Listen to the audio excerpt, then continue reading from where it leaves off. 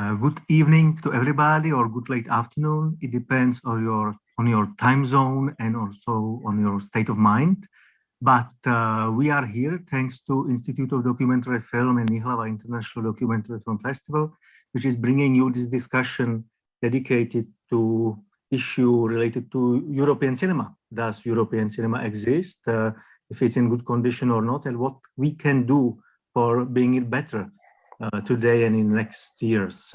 I'm very happy that together with me are here 4 emerging producers. You know, emerging producers, it's a program organized by Ji.hlava Documentary Film Festival dedicated to new generation of European documentary film producers. And up to the moment, up to now, we have selected 164 producers, and all of them you can find on the website, emergingproducers.com. What's actually a good tool if you are searching, for example, for co-productions. This year, we will announce the 10th selection, so we will soon enter the 10th edition of this incredible project I'm very happy for.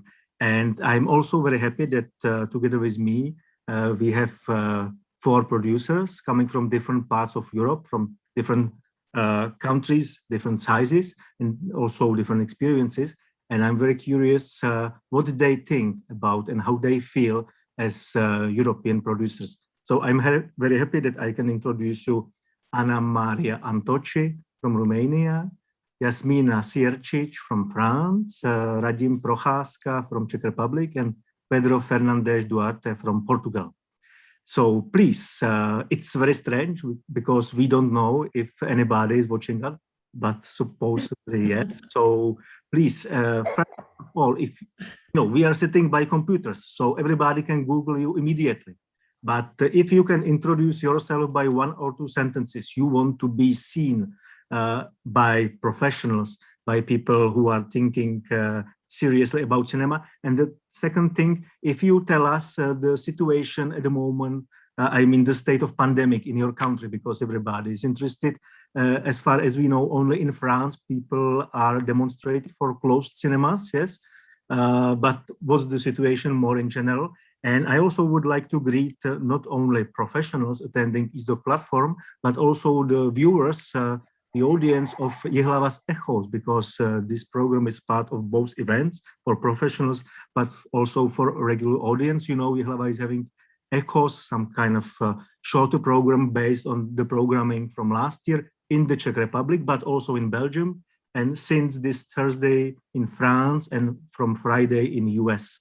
So we have through different Facebook profiles connected to different audiences. So it's good that we are not talking only to professionals, but to people who are really interested in the question, what does European cinema look like? And if they should somehow relate to or not. So please, Ana Maria, if you can start with your introduction, how you want to be seen by others. Hi, everyone. Thank you, Marek, for the kind introduction, and thank you for the invitation. How I would like to be known or seen by the others would be as a producer passionate about international co-productions, working more in author-driven films, features, and documentaries, and slowly stepping into drama series also, hoping that the industry will, in my country, Romania, will also open more to series. And currently in Romania, since last week, I would say that the cinemas, unfortunately, are closed again. They've been like opening and closing, depending on the rate of infection, going under or above the red line. So this is it, same as Czech Republic, but fortunately we have this amazing news today that Romania has its first Oscar nomination ever, thanks to a documentary, to Collective by Alexander Nanau. So at least we have a very important event to celebrate. Great, thank you very much, Ana Maria. And please, Jasmina, what is the situation in France? So situation in France, as you said, is quite particular because I'm not French. I'm originally from Bosnia and Herzegovina, so I'm also an intruder into French society. So I'm watching it also from as if I were watching it with your eyes. I'm getting to know them every day, day by day, better and better. And I'm quite amazed, surprised how actually people do get involved quickly and they express their opinions publicly and they manifest even when it's not allowed to gather and to go out to make demonstrations. For the moment, the situation is blocked in a way that cinemas are closed, all cultural institutions are closed. It has been like this since last year, March last year. There was a small short period when they were open after the summer, but the second lockdown closed them and it hasn't reopened yet. This weekend there was a quite nice event that was driven by ACID, which is an association of independent directors who also curate a slot at Cannes Film Festival called ACID, so probably you know, and also with another group of independent cinemas that they opened for this weekend as a protest, few cinemas in few cities, and programmed films to show their opinion about the actual situation. And the Ministry of Culture is not saluating this, of course, these actions. So we don't know yet what will happen. They tell us that progressively we're going to enter into the opening stage, but we don't know exactly what does it mean when it is. And so yes, it's unknown. We are in an unknown world. Yes, nobody knows when cinemas will open. And No. about yourself, please tell us how you want to be. I'm sorry, yes.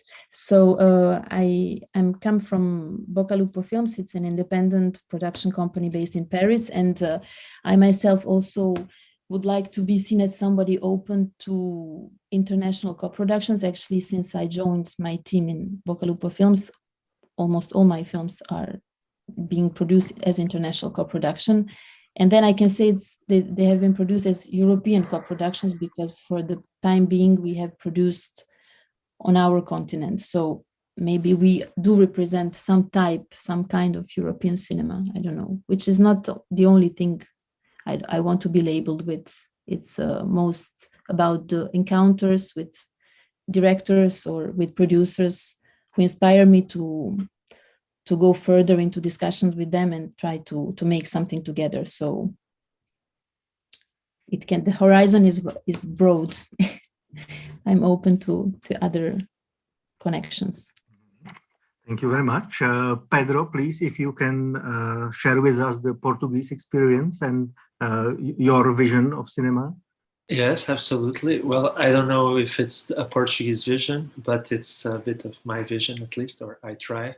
Well, I think I would like to be seen, if we can put it that way, as someone who does things differently, or at least in a non-standardized way. I think it really depends on each film's needs, and each film has a different model of production that we need to invent every time to make the film original and unique. And now, after some years of having founded my company here in Lisbon, I think that's what characterizes us, the way we work, and the directors that work with me and I work with them. I think that's it. We try to do it every time we think as if it was the first time we are making a film, as if we were inventing cinema or something like that. So we don't have like a script in terms of production that we follow. Our situation here in Portugal was very bad in terms of COVID some months ago. It has improved a lot now. I think it was really high and then it went really low because we've been locked in the houses for, well, I think since the New Year's Eve almost. Everything was closed. It was very radical. The thing is, for cinema, we have a much broader problem and vast problem that comes from before. We have very few theaters, film theaters in Portugal. In fact, independent movie theaters, I would say we have maybe 3 or 4 in the entire country that screen films every day in an independent way. We have, of course, many other cinemas, but they belong to multinationals or they are part of bigger groups. So COVID has closed all theaters, and we think they will be opening in April. But the issue is bigger than that. It's really the pandemic just made more severe something that was already not very positive, which was perhaps there's not enough audience, or perhaps there's not enough investors and companies that believe there is an audience so that cinemas could exist in a more normal way. There were so many cinemas in the past. There's so few. That's the main thing we're thinking about right now. Okay, thank you for the moment. And please, Radim, coming back to Prague, where eDoc platform is taking place, even online, virtually at the moment. So how would you describe yourself as a producer? And please share also details about the current situations of cinema in the Czech Republic. Okay, hello, good evening. So I would like to be recognized still as an emerging producer, although it's sometimes since I'm emerging myself into this world. And so on the other hand, I would like to be emerged enough as an international partner, because I also do international co-productions. And I would generally say that those who are interesting for me are minorities in many sense of that word, meaning art house films, fiction, documentary, and also animation. Documentaries in general, I do also genre films like wildlife, for example, and the animations, as I mentioned, within animations I do stop motion, this traditional Czech technique, I would say.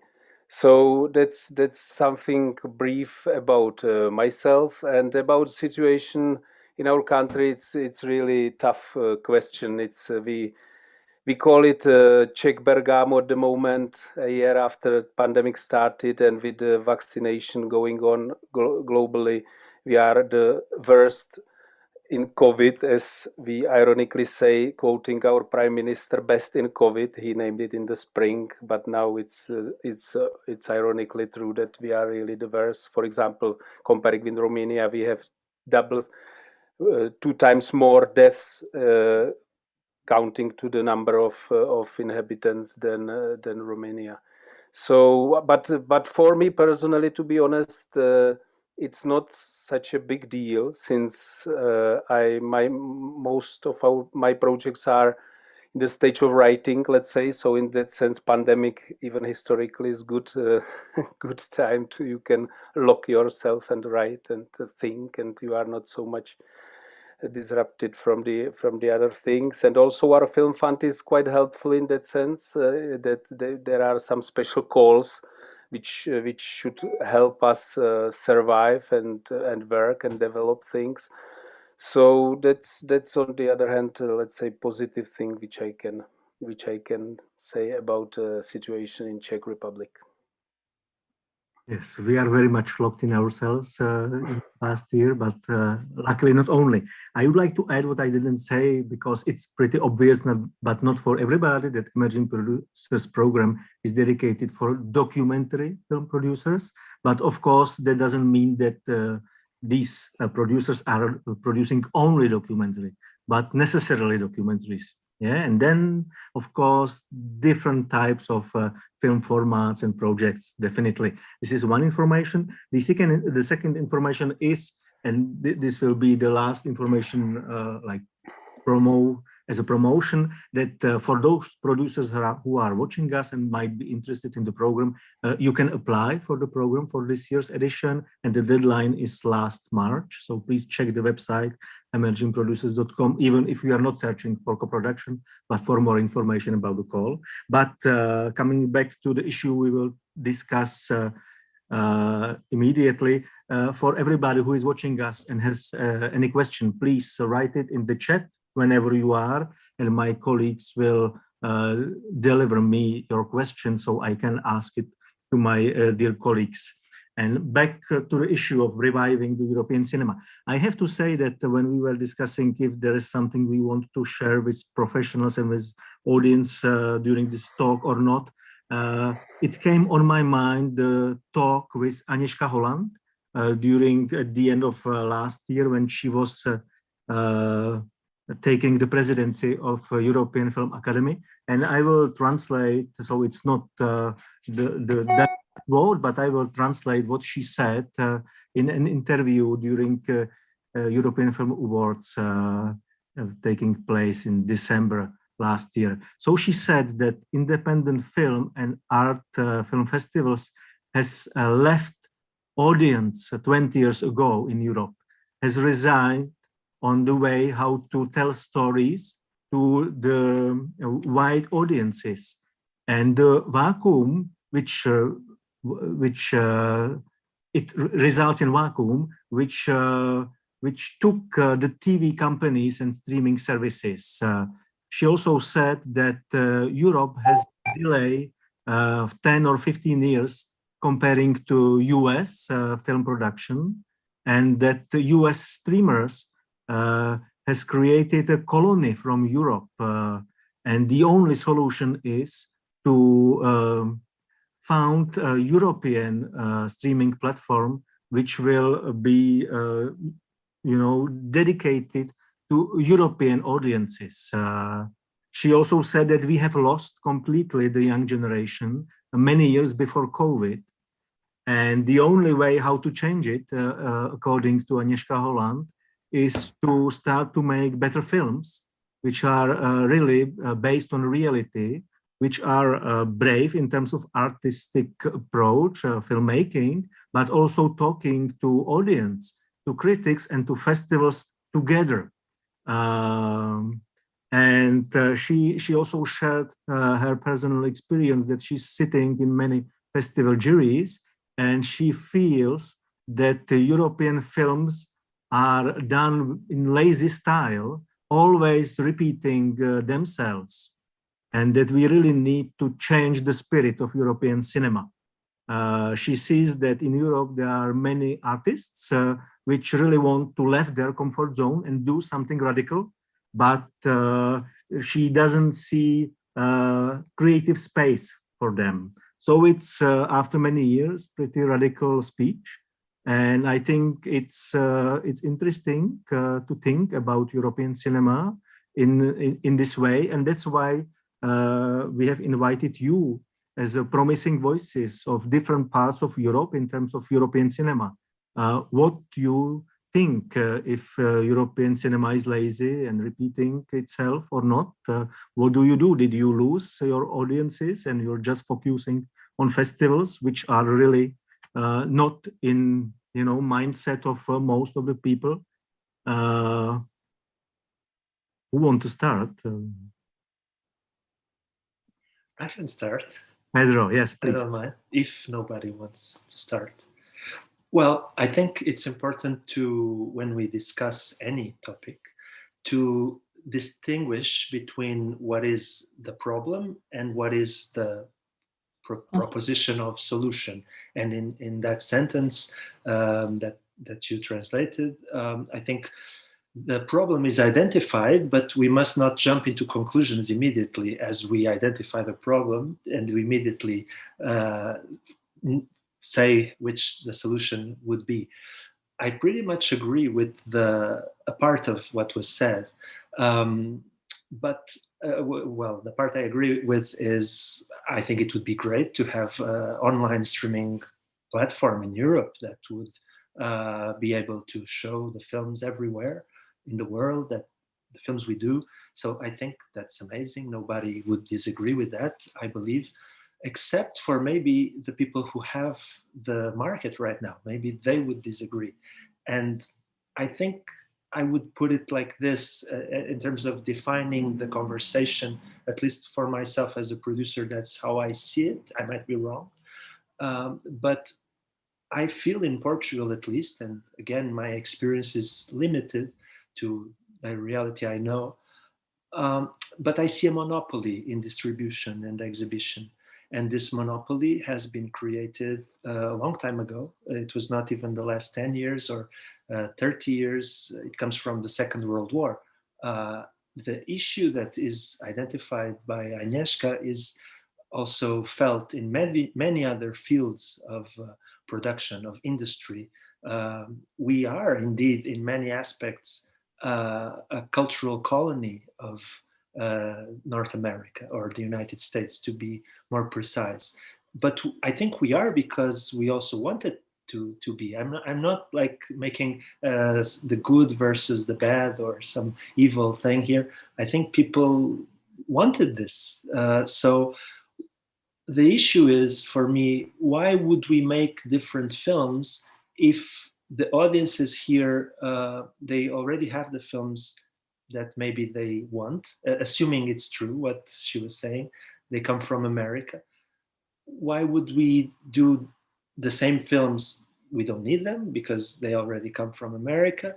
Then why wouldn't we make something different? We do something different, and then perhaps they are not perhaps, for sure, they're not seen by the audiences as much as we wish they would.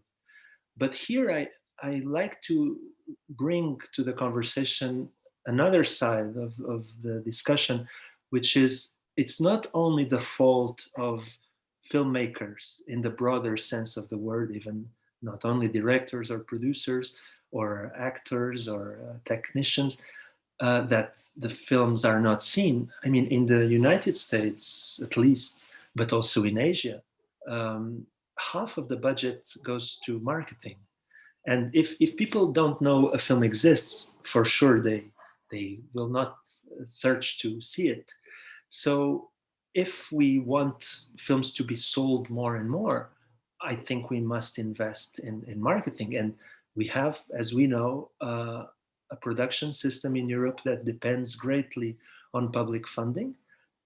So if we want to change things soon, I think there must come some public funding, not some, a lot, to promoting the films. It's not enough to just say to the filmmakers, do something different, because I'm quite sure that if I was given by some investor, it doesn't have to be public, enough funding to produce, and not only the funding, but with the objective of just making some good numbers of audience, I think I or all of us here, we could make those films, but perhaps they would not be seen either because they cannot enter the market, I think, as just like that. The market belongs to certain companies, and they already have what they want. They produce good films. Things are working, so it's not easy to change things. But I think it's in the interest of Europe that we change things. I would just like to add this point. This is interesting question you mentioned at the beginning. If we are culture colony, if we agree on this, Anna Maria, it made your day to day that there is a nomination for Romanian film for Oscars. Do you feel that you're colonized through this? I don't know. Even though we managed to do this important step finally for Romania, because our country has never been nominated to any of the Oscars, and now we have, like, with the same film, 2 nominations also for international film and documentary. Still, it's yeah, I never thought of us being colonized. But maybe what I would add to what Pedro said is that, of course, we cannot ignore the increasing offer, constantly increasing offer and content that comes on the market. And year by year, I consider there are more and more films, European films, coming and being developed and produced. So, which makes it more difficult to access and the audience. So maybe we just need, as Pedro said, if your film is in, let's say, in competition with another 100 film, while years ago maybe it was with 20 other films, then how do you make it? And what tools do you use in order to reach the audience before other films will do that? So it's, of course, we are, and personally as a producer, especially with young talent, we are like challenging them and advising them to dare more and come with out of the box stories and reinvent themselves and try to come with new proposals. But it's not enough. It's not enough in order to just reinvent the cinema. It takes more. And I agree with Pedro when he says that we need more funding sources, more diverse, also marketing funding, and so. But I wouldn't call it maybe a lazy style, because it's I think it's been proved that if you try to do the same type of cinema as the established authors before you did it, it would be tough to make it out there and establish yourself as a voice. So you need to come with a fresh approach. And I believe that we just need as producer to push our authors more into that direction. But still, I believe that the European cinema is still playing its role very well, but it just does not have the same opportunities as the American, the US industry has. Actually, I have to say that I think that at the moment, European cinema is really facing a huge crisis. Because, for example, in case of the Czech Republic, and I really don't think it's the only country at the moment, many big cinemas don't want to open cinemas at the moment because they don't have US content. So it's not only a question if it's possible or not, but they are afraid that if they will open cinemas but will not have fresh films from American studios, they might, not attract new audiences. And actually, I would see this as a chance for European filmmakers, because this might really create a gap. But I don't know if European filmmakers are ready to use this opportunity. Yasmina, yeah, I wanted to ask you, what is the French perspective? And, Yes. most of the producers, you are living in European heaven, yeah, in terms of financing films. So do you feel comfortable when it gets to competition between Europe and American production? Well, it is interesting what you were saying about Czech cinemas who didn't want to open, which actually what happened this summer in French cinemas when they opened after the first lockdown. There was a big stress about this postponing of big US blockbusters who usually fill up these multiplex cinemas. And actually, the situation was quite amazing, because suddenly a lot of other films got space finally to be shown in cinemas. And actually people went to see them, because when we complain that we don't see these films or they don't make audience, it is because I don't know the exact numbers now, and I don't want to say some stupid stuff, but it's really a big majority of screens for a very long time are occupied by films that they have audience, but they don't have audience all the way through their 6-month run. They just have means to be able to have a 6 months run because cinemas want them. The studios can afford it with publicity, I guess. But for the independent cinema that is coming from France, for example, the time is very, very limited. Like the life of a film in a cinema is a 1 week. So if within 1 week you don't make enough numbers as the cinema considers viable for them, you're just out. So it is very severe competition between us and them in terms of how much space do we have to survive, you know, and it's not about the quality. And then I think the problem, no, or I don't know if it's a problem. I think we have to believe that people actually are interested in different content, that like the mainstream content that is available, it's available everywhere on streaming, in cinemas.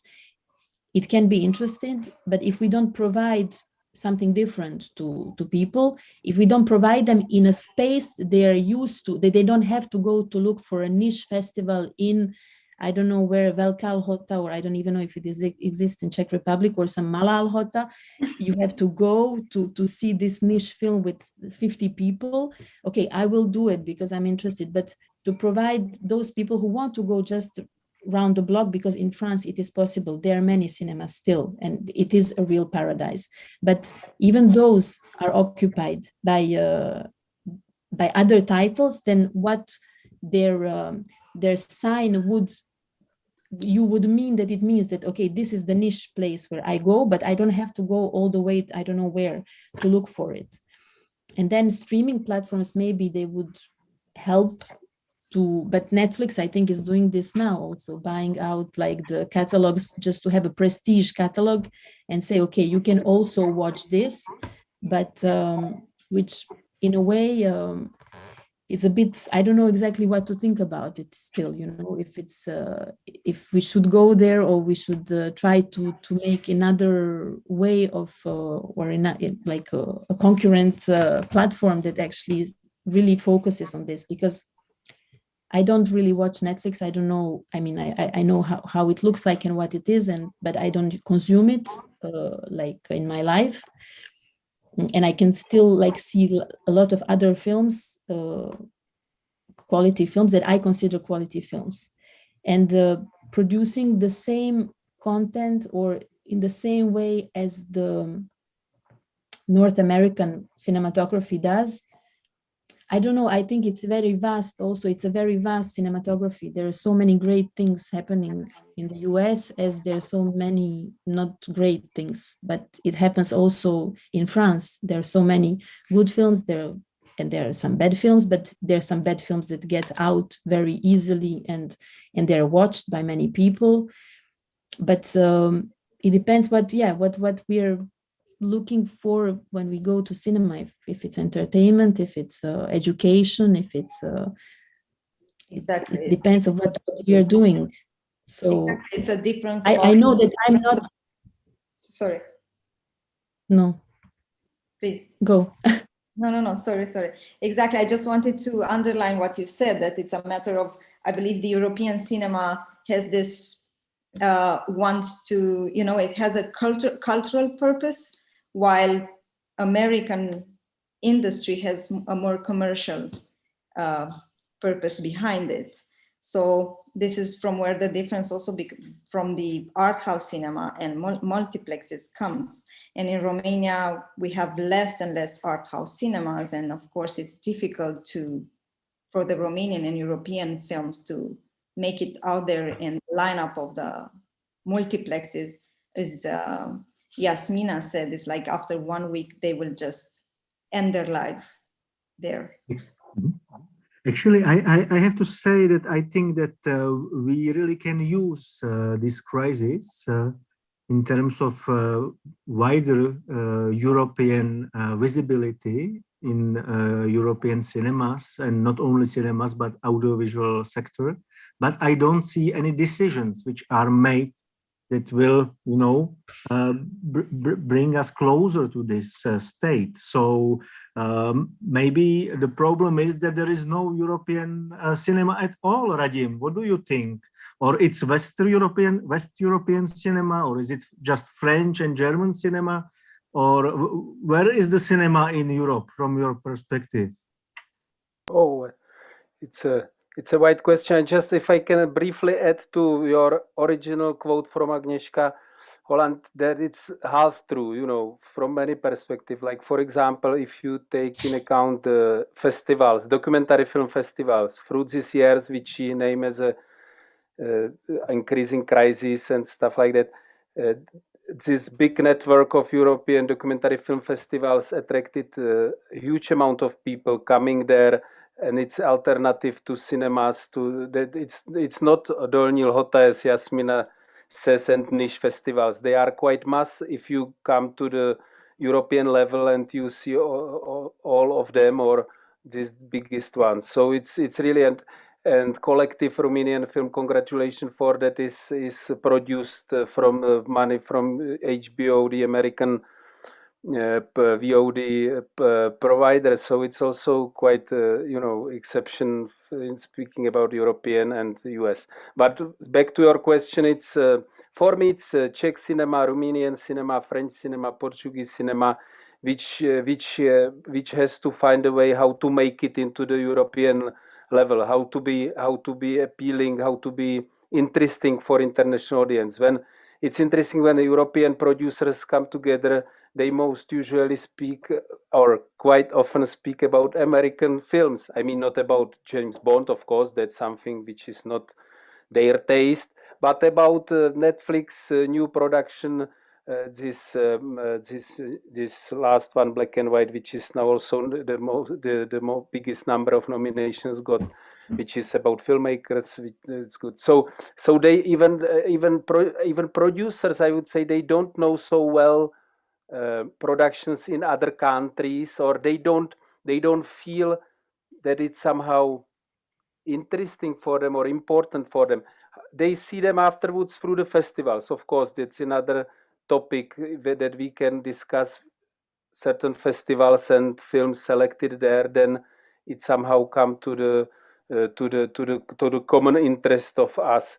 But I think this is important thing, how to, even for the niche audience, but niche audience within such a big region as Europe is one of the biggest united how to say, United States.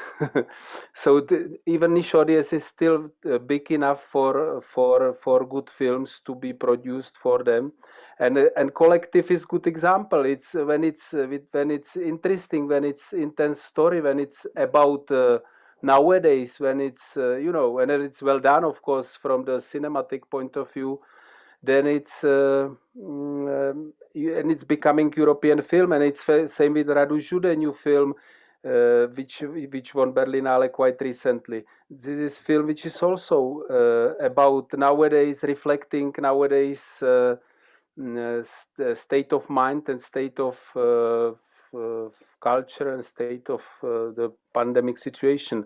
He brought during the production of the film, pandemic started, and he just made it to have face masks in the story. You know, most of producers of most of productions has to fight with masks on the set, so they had to convince their governments to take them off and continue in production.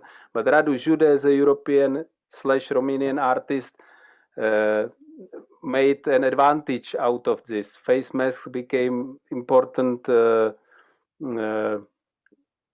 prop of his film. So this is those two ways, Romanian examples, for me are examples of how to make it from the national level, rooted in national culture, into the Europe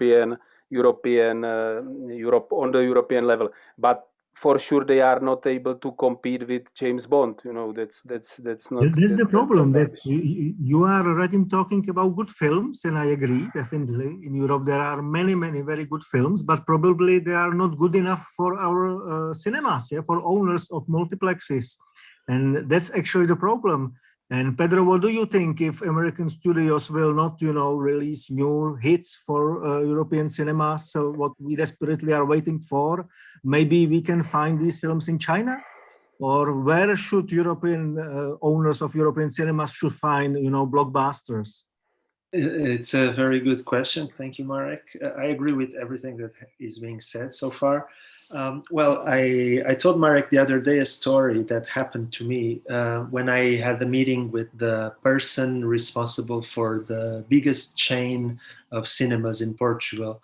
Not only the biggest, but they have close to 80 or 90% of the market.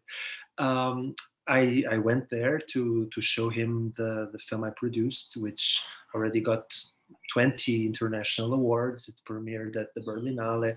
It has been sold to 10 territories. It's doing very well. It's the Portuguese film this year that has done the best in those kinds of ways of analyzing things. Um, and he was complaining about European cinema. He told me our film still didn't have the right commercial appeal, and that European cinema didn't have it, and that he couldn't open the cinemas during when the pandemic finishes because he didn't have enough American content, like Yasmina said. And I told him, so then why don't you show some Chinese blockbusters? I was watching online the news, seeing the news, and apparently there's really big, massive Chinese productions that have done enormously well in the Chinese market. They have their science fiction. They have all the ingredients, explosions, big budget. It's the trailer I watched looked a bit like Armageddon. And I told him that, and he didn't want to listen. He told me, "Oh, you want me to screen Tsai Ming Liang?" And I said, "No, no, no. I'm not talking about that. I'm talking about mainstream Chinese films." And he was silent. And I understood that he couldn't screen even the Chinese blockbuster film because he has contracts with the American majors. When he wants to buy the Avengers, for instance, he has to buy all these 50 other American films. And if he has a deal with China now to screen the blockbusters, he might lose the American gold mine that he has. So he can't take risks, and he doesn't own anything in the market. The American provider owns the market, even if we are just talking about commercial films that have a proven track record as a commercial success. And then I would like just to finish with another story that I didn't tell Marek because I only saw it a couple of days ago. Uh, well, we had a revolution in 1974. We had a dictatorship before in Portugal, and we had censorship. And this 2 days ago, I saw a video from a TV reportage in like the months after the revolution, asking people randomly in the streets, what did they think about the cinema that was being screened in the theaters? And I thought, oh, this is interesting. What will they say? I had no idea about the context. And every person in the street said, I don't know why all cinemas now are screening pornography. And I didn't know about this. Apparently, when we had the revolution, suddenly there was freedom, no more censorship. All the cinemas, they just screened pornography. Like all the cinemas, you couldn't watch anything else. And I think this is, in a way, what is happening right now, but in a different, not with pornography. I think there are many good American films, but that's all people want to watch. If you just give the easiest thing to the audience, and it's just the only thing they can choose for many, many years, then, and if you just think about the profit, then you might as well just screen pornography. I mean, this was a real phenomenon. I'm not making this up. I think it's what's happened, and I will finish. In Lisbon, for instance, we had many old local shops, like we have old local European films. And with tourism, with gentrification, all these unique special stores, they closed. And we have now franchises, like probably the same thing in every European city. And why is that? Because they give a higher rate of profit. Strictly in an economic point of view, it's much better to have franchises than they will give you 100 in profit and not 10. 10 is profit, but it's not enough. And I think it's what many distributors think like. It's like this. I'm not. Who am I to say this? I mean, they are risking money. They might go bankrupt if they screen films that are very niche. I don't want them to screen films that people don't want to watch. I produce films that I want people to watch. But I think we have to risk something in Europe and everywhere, and start giving the audience for some years different things, the things we produce, and then maybe the people start to like it. In Portugal, just to finish quickly, I'm sorry, we don't really have, have never had a mainstream Portuguese cinema, like a cinematography that is like consistently mainstream.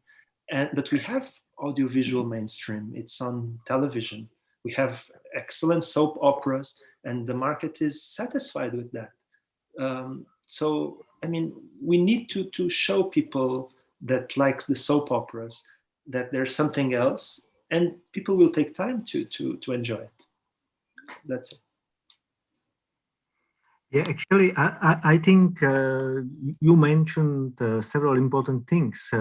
For example, you mentioned several times investors and investing. This is the difference between European way how to make films, most of, and US.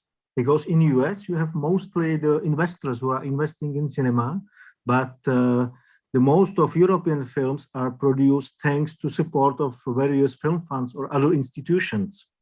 And this is a huge change or a big difference. And it's not only linked to the way how the films are made, but also how they are distributed. Because, okay, we spoke about cinemas, seeing that the European cinemas are not so happy for screening European films. It's not enough for them. Even in France, they probably had to be open. What might be the way to keep them open, the cinemas, even if there are no films at the moment, yeah, to push them to open cinemas if it would be possible in terms of pandemic. But I want to speak about the streamers because many people are thinking that, you know, that it's just joy that people are doing it in the same way as in Europe. Yeah, they love cinema, they produce films. But for example, behind Netflix, there is investment of $5 billion. So you can ask who is investing this money, yeah? Probably, of course, film studios.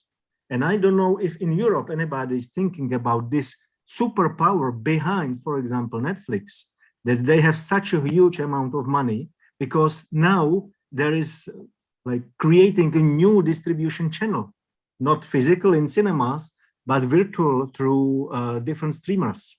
So I don't know, maybe online is a tool. And it's also actually the first question we have received. What about movies for internet, maybe with free access, not for festivals and TV? Might this be an option? What do you think, Anna Maria? Depending on the country, and if streamers came to that country, for example, in Romania, it's not like it's doing films for Netflix or any other streamer. It's an option, and I don't go for it or just go and grab it. It's a bit more complicated. It's like, as you said, you need these investors to come and invest in different films. For sure, if this opportunity would be on the market, then also the talent and producer would look more into also proposing content projects to be a bit more commercial or mainstream, to call it. But depending on the financing opportunities in each country, then you just you adapt and you develop the projects that can be financed. And I believe that in European countries, at least from my side, from the Eastern, in the Eastern countries, still the streamers are not coming. And probably it's a matter because in Romania, there are not so many. I believe that the number of the subscribers, yeah, it's like 1.2 people that have that are paying to watch Netflix or HBO Go or other streaming platforms. So for them, I believe they don't see necessarily winning something or enough if they come and produce original content in Romania, because the number of the paying people, I'm just missing the term that you use for subscribers. Subscribers, yeah. So it's not Poland, for example, it's working very well, but they're also the country probably with a big number of subscribers. So I believe, again, this is the proof that they come when they see that they can get revenues from a certain territory. And Yasmina was telling earlier that they are coming more into Europe and buying content for their catalog. I believe is that they are making more steps towards our territories, and they need to have content and European content on their platforms. So this is like a first step, but maybe I'm not sure if necessarily that they want to have quality or art house titles for prestige. It's more that they need to reach a quote coming to Europe. Yasmina, you wanted to... Well, they are very, like on French market, they're becoming more and more present, and actually they are starting to produce the content with local filmmakers for Netflix. There was a TV series about jazz that was shot actually in my courtyard, and funny enough, my tenants of my courtyard were not happy with the way the Netflix was doing their stuff, and we kicked them out, and they had to change the set and shoot the series somewhere else. So this is also France, because they didn't care. This is how Netflix. You fight with Netflix, I see. Yes, the tenants decided, So, but which is also interesting thing, and this is probably nobody speaks about this, and I thought it was really quite shocking, is that when the pandemic started, it has nothing to do directly with producing a film. But as you know, French system is quite subsidized. We are quite protected as workers in culture and film, music, theater. We do have a lot of privileges. And thanks to these privileges, actually, we can do things that, I can produce films that I'm producing, and I don't have to do a side job to earn money and then to do something in the evening, Actually, producing films is my job. So what I was quite surprised is that when pandemic started, we had a lot of help coming from the States, from different ministries. And for our special department, not from the Ministry of Culture, but there is one kind of special department that saves money for when you were retired. So you give them some money when you get retired. Actually, they I don't know how it happened, but they got together with Netflix, and Netflix gave a flat support to anybody who was belonging to this system. So we all are, because we are paying to this place. When you pay your salaries, percentage goes to this part, and when you get retired, you get money back, which is quite you pay tax. It's great. And then Netflix actually got together with them, and each of us had a right to receive 500 euros as help, being financed by Netflix. And it was official. It was you just subscribe and it arrives 2 days later. Well, I have to confess, I did it because I was so surprised. I was like, what the hell, this is crazy. And actually it works. So, and then I thought, okay, this is something really strange, because it gets around by different means. And actually people do watch. They stream, especially now, a lot. But then France has a lot of platforms other than Netflix that provide a good quality films, because there are a lot of co-productions with France. So actually there are a lot of French films that are not probably majority, but they're minority French, and we consider them as French, and we can watch a lot of them online. But as for a French, like contemporary French cinema, in theaters, it is still it is difficult. You have to be in a way, you have to be in the system to get advantages of the system. But to get into a system, it's not an obvious thing either. We think it's a paradise, but it's quite a heavy, like it's a traffic jam, as we spoke about it. Like to get into the paradise, really, you're like in front of the door, you know it's there, but to get there, it's and then also it's an old country with a lot of old habits, and it was also a cinema that was created by groups. So these groups still exist, and they still keep local groups. They still keep part of the market, which is I mean, they're used to be in this position. So being independent in France today, like small companies, where there are many. So it's a survival. We're in a survival mode. You know, there are many not paid by Netflix. Yeah, there are some Netflix, but many not paid. And what about your case, Anna Maria? You're paid by Netflix in COVID? No, we're not paid. And what I wanted maybe to add and to answer a bit the first question, why not just go and do movies for internet, is even though, let's say, Netflix would come to Romania and commission, production, it's, again, what they do is that they start paying. Let's say you make a deal and they pay you a certain amount for that production. You need to do the production, and then they will start paying once you deliver. So as independent producer, our companies are quite small. It would be impossible just to finance a full production and then just wait after you deliver to Netflix to get the money from them. So again, this is a system, and you understand maybe how they work, that you need to have a certain level and financial independence in order to make this kind of films. Maybe they are not 1 million euros or 800. Maybe you do like a 200. I could make it, maybe do like a light comedy, very nice one in Romania with 200,000 euros or something. But still, that's quite a big amount for me as an independent producer to cash flow it, and then wait once I deliver to start getting money, being paid by Netflix.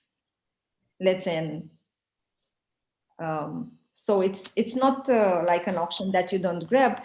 And then for me personally, and I believe it's for most of the independent producer and doing author-driven productions and international productions, is I'm passionate about the process, about the creative producing, developing together with the writer and with the director, while in the movies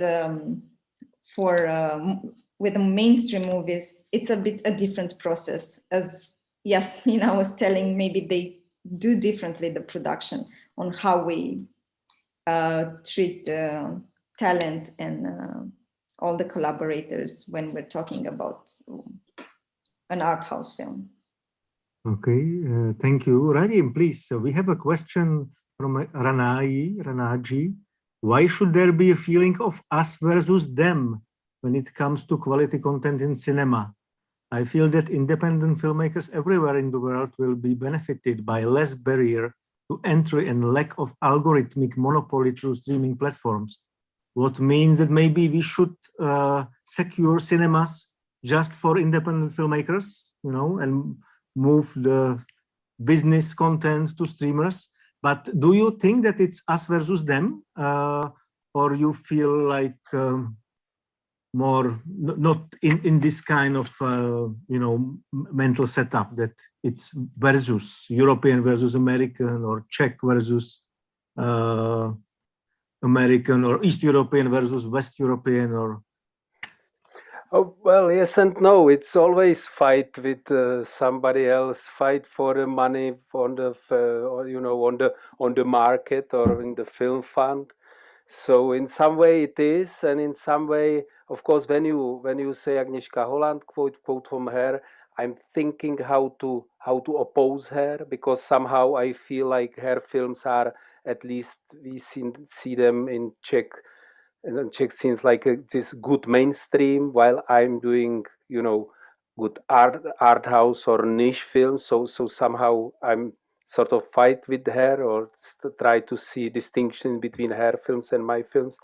Coming to another field, it's nonsense, and we have to be somehow together. So it's also about this, you know what I mean. In certain situations, they think from certain perspective, and in different one, and different. So it's with Netflix. It's funny. It's really the most used word in I think among filmmakers or film producers last 3 years. Big stories about how they deal in Poland with them and how they feel it.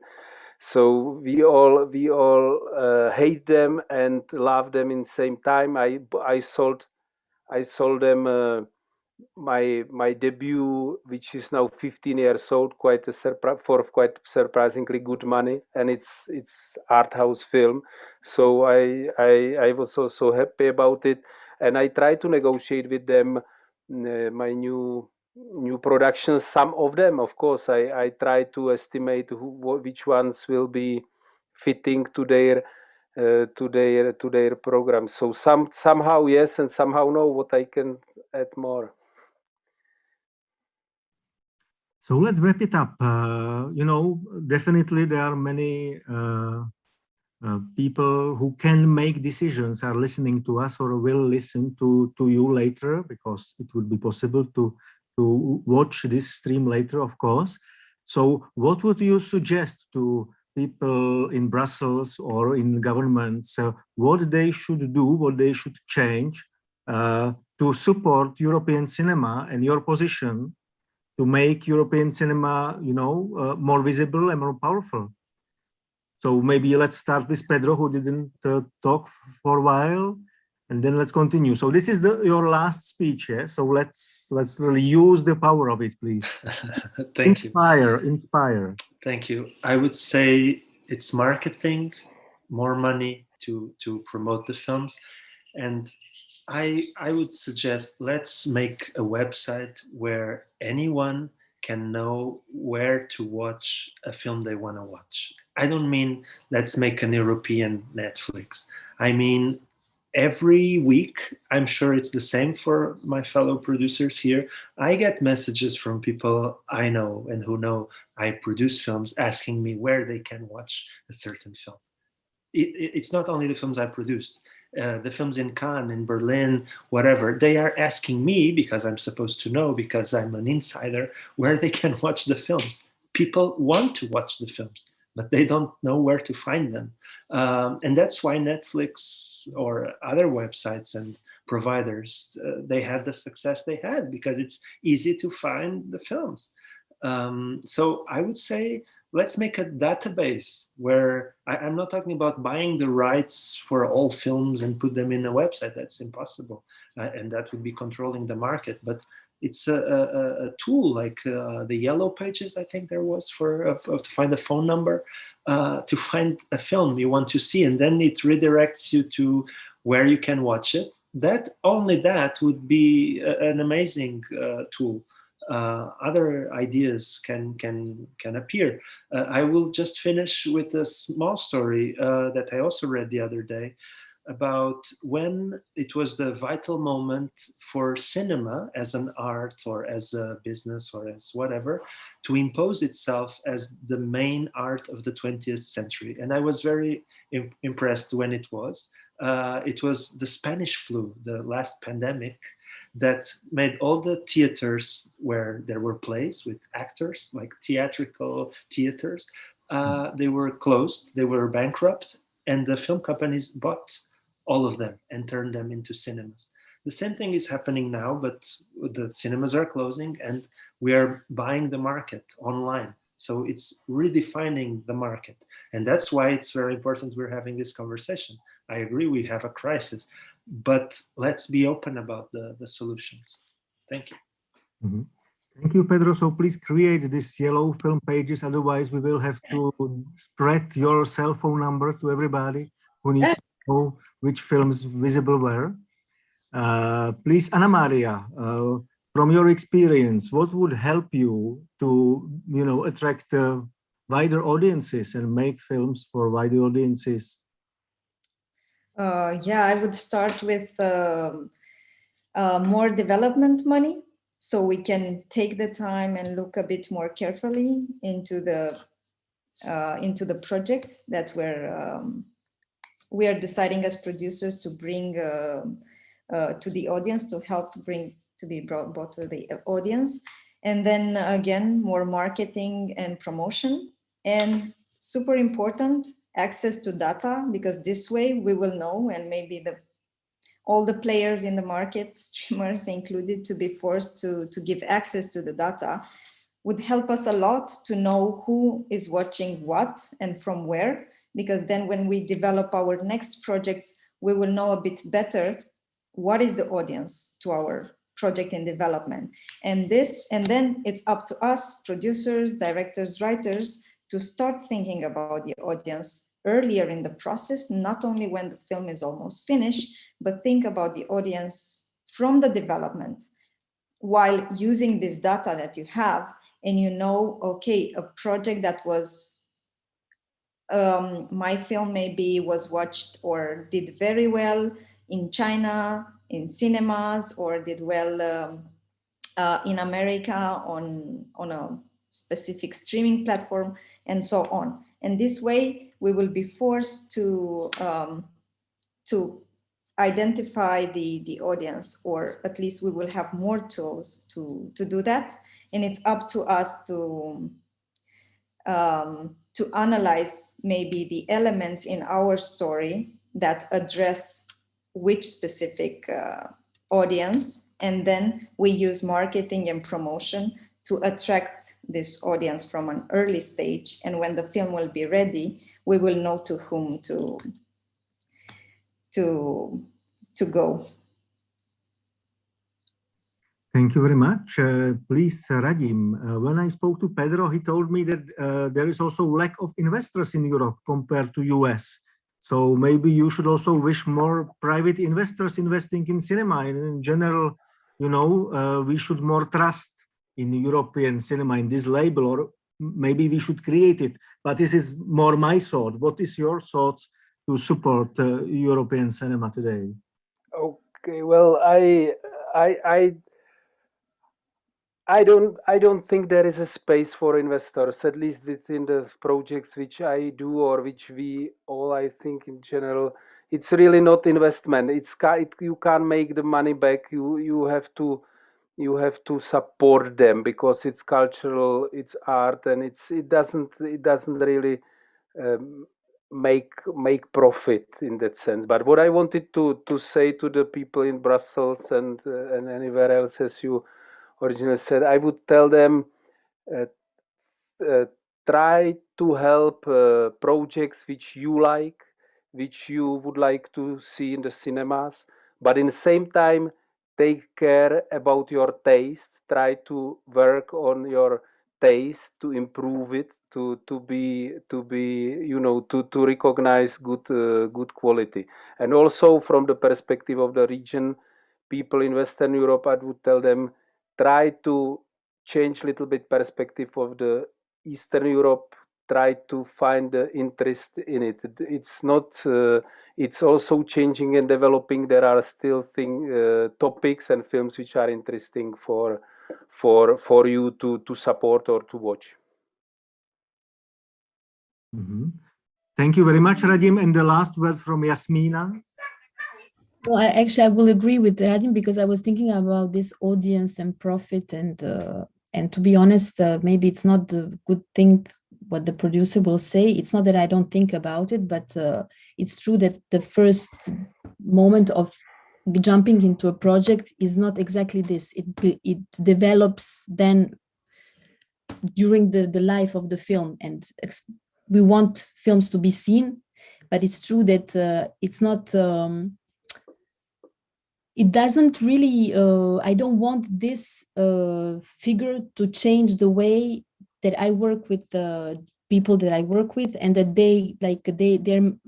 their mind is set. So I think we all are a little bit stressed about this figure that we are not making profit, and if you're not making profit, you are not worth to exist. And I wish that this kind of disappears from, or at least is not the first thing that we think of if we make cinema, because certain types of films, I think, are made to exist and are worth to exist, and they're not made to make profit. This is also why I think on few of my films, investors would not come, because it's too risky for them. So, and I'm not even calling them, but if they want to invest, as you said, Radim, and not to expect them like the turnover afterwards, I'm happy to invite them to join us on the journey, because it's long, but it's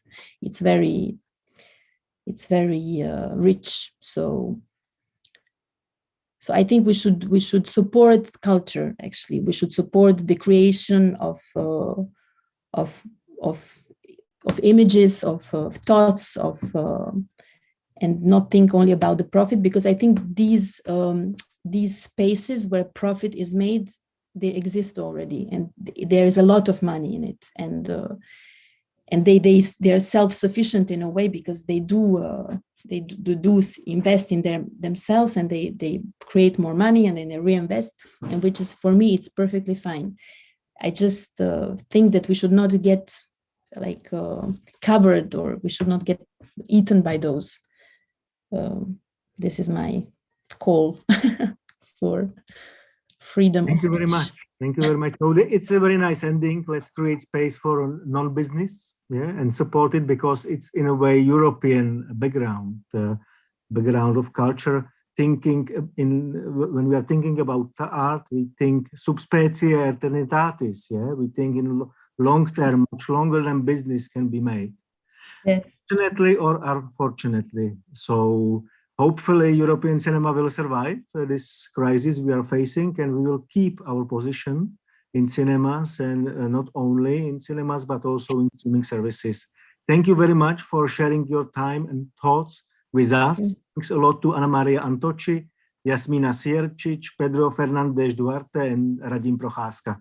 Thank you, and let's follow your work, and good luck with your films. Have a nice evening. Thank you very much. Bye. Thank you. Bye-bye. Bye.